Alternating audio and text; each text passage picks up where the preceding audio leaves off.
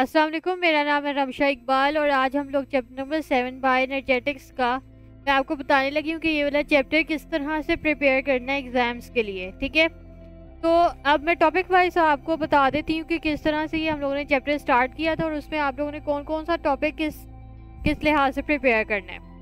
तो bio energetics and role of ATP हमारे पास पहला लेक्चर था जो हम लोगों ने इसमें स्टार्ट किया था, जिसमें हम लोगों ने बायो एनर्जेटिक्स की सबसे पहले डेफिनेशन देखी थी। ये बहुत इंपॉर्टेंट शॉर्ट क्वेश्चन है। फिर हम लोगों ने देखा था ऑक्सीडेशन रिडक्शन रिएक्शंस किस तरह से होते हैं, ऑक्सीडेशन क्या होती है, रिडक्शन क्या होती है और इनके रिएक्शंस किस तरह से होते हैं। ये बहुत इंपॉर्टेंट लॉन्ग क्वेश्चन है, शॉर्ट क्वेश्चन भी आ सकता है। उसके बाद हम लोगों ने इसमें एटीपी का रोल देखा था, सेल्स एनर्जी करेंसी के तौर पे जिसे हम कहते हैं। जितनी भी हमारे पास रिएक्शंस होते थे उसमें जितनी भी एनर्जी स्टोर होती है या रिलीज होती है वो in the form of ATP ही ज़्यादातर होती है। ठीक है, तो एटीपी हम लोगों ने जो कि सेल्स का एनर्जी का सोर्स होता है, ये हम लोगों ने इसका टॉपिक डिटेल से देखा था। ये भी इंपॉर्टेंट लॉन्ग क्वेश्चन भी है और शॉर्ट क्वेश्चन भी है। ज़्यादातर ये शॉर्ट में आता है। एटीपी का स्ट्रक्चर बताएं, एडिनोसिन मोनोफॉस्फेट क्या होती है, एडिनोसिन डाइफॉस्फेट क्या होती है, एडिनोसिन ट्राइफॉस्फेट क्या होती है। ठीक है, इसके अलावा जब फॉस्फेट निकलते हैं तो कितनी एनर्जी रिलीज होती है या ऐड होती है, ये इंपॉर्टेंट एमसीक्यूज है। फिर हम लोगों ने नेक्स्ट हमारे पास लेक्चर स्टार्ट किया था, वो था फोटोसिंथेसिस।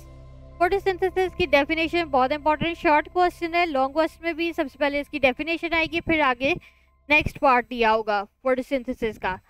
उसके बाद हम लोगों ने देखा था intake of water and carbon dioxide किस तरह से फोटोसिंथेसिस में होती है। ये वैसे ज़्यादातर इंपॉर्टेंट शॉर्ट क्वेश्चन है। ठीक है, और मैकेनिज्म जो आता है फोटोसिंथेसिस का, ये बहुत इंपॉर्टेंट लॉन्ग क्वेश्चन है। इसमें लाइट रिएक्शंस और डार्क रिएक्शंस, ये बहुत ज़्यादा इंपॉर्टेंट लॉन्ग क्वेश्चन है।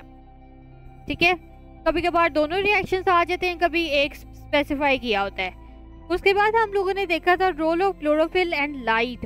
तो role of chlorophyll and light भी बहुत इंपॉर्टेंट लॉन्ग क्वेश्चन है। शॉर्ट क्वेश्चन भी इसमें आते हैं कि क्लोरोफिल ए जो है वो कौन से पिगमेंट्स में होता है और मेन फोटोसिंथेटिक ही पिगमेंट वो वाला होता है। ठीक है, इसके अलावा दूसरे एसेसरी पिगमेंट्स जो हम लोगों ने देखे थे वो कौन कौन से होते हैं। ठीक है, तो ये सारे इंपॉर्टेंट एमसीक्यूज भी है, शॉर्ट भी है, लॉन्ग क्वेश्चन में भी आ सकता है। लिमिटिंग फैक्टर्स हम लोगों ने देखे थे फोटोसिंथेसिस में, ये भी इंपॉर्टेंट लॉन्ग क्वेश्चन भी है, शॉर्ट भी है। नेक्स्ट हम लोगों ने लास्ट टॉपिक जो स्टार्ट किया था वो था रेस्पिरेशन। ये भी इंपॉर्टेंट, सबसे पहले इसकी डेफिनेशन इंपॉर्टेंट शॉर्ट क्वेश्चन है। एरोबिक और एनएरोबिक रेस्पिरेशन जब आएगा तो एंड में जो चैप्टर के एंड में डिफरेंस दिया हुआ है, ठीक है, आपने वो वाला लिखना है। ठीक है, लेकिन अगर डिटेल के साथ आएगा एक्सप्लेन करें तो फिर आपने ये एरोबिक और एनएरोबिक रेस्पिरेशन को डिटेल के साथ लिखना होगा, जिसमें एनएरोबिक रेस्पिरेशन में फर्दर आगे टाइप्स भी आगे हैं, अल्कोहलिक फर्मेंटेशन और नॉन लैक्टिक एसिड फर्मेंटेशन। ठीक है, तो ये अल्कोहलिक और लैक्टिक एसिड फर्मेंटेशन भी इटसेल्फ बहुत ज़्यादा इंपॉर्टेंट शॉर्ट क्वेश्चन है, इसका डिफरेंस आता होता है। इंपॉर्टेंस ऑफ फर्मेंटेशन देखी थी, ये सिर्फ आप एमसीक्यूज वगैरह के लिए करें, ये इतना इंपॉर्टेंट नहीं है, सिर्फ शॉर्ट क्वेश्चन के लिए आ सकता है। मैकेनिज्म हम लोगों ने देखा था रेस्पिरेशन का, ये बहुत ज़्यादा, और सिंथेसिस का एक तो मैकेनिज्म बहुत इंपॉर्टेंट लॉन्ग क्वेश्चन है और एक रेस्पिरेशन का मैकेनिज्म। इस चैप्टर से ज़्यादातर यही दो मैकेनिज्म जो है वो लॉन्ग क्वेश्चन में आते होते हैं। ठीक है, फिर हम लोगों ने देखा था एनर्जी बजट आता है रेस्पिरेशन में, ये भी इंपॉर्टेंट लॉन्ग नहीं है लेकिन ये कंसेप्चुअल है, तो ये एमसीक्यूज और शॉर्ट में आ सकता है। लास्ट में हम लोगों ने डिफरेंस देखा था फोटोसिंथेसिस और रेस्पिरेशन का, और एरोबिक और एनएरोबिक रेस्पिरेशन का। ये बहुत इंपॉर्टेंट शॉर्ट क्वेश्चन है, लॉन्ग क्वेश्चन भी आ सकता है। ठीक है, तो अब हमारे पास पेयरिंग की अगर बात करें चैप्टर नंबर 7 की अकॉर्डिंग टू 2024, तो लॉन्ग क्वेश्चन इसमें से एक लॉन्ग क्वेश्चन आना है तो क्वेश्चन नंबर 6 में आएगा और इसकी पेयरिंग बनती है चैप्टर नंबर 3 के साथ। अगर आप लोगों ने ये वाला चैप्टर याद करना होगा तो इसके साथ चैप्टर नंबर 3 की पेयरिंग है, तो आप लोग को ये दोनों चैप्टर्स याद करने पड़ेंगे।